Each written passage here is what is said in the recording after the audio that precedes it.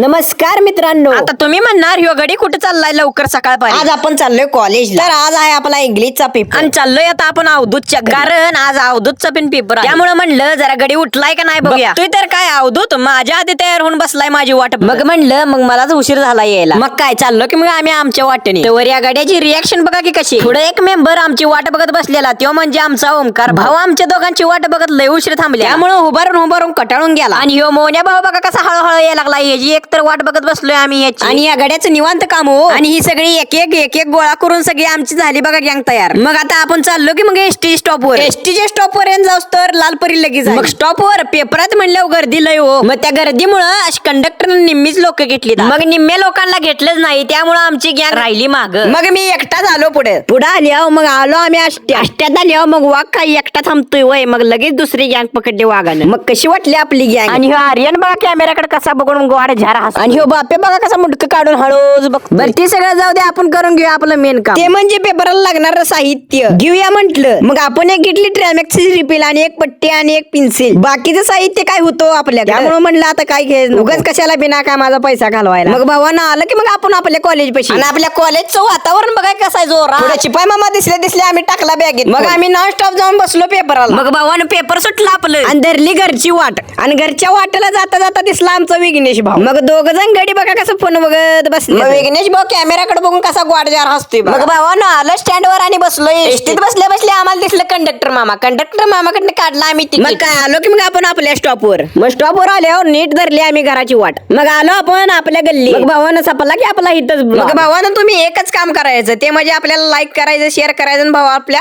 Follow करायचं. सपला विषयी.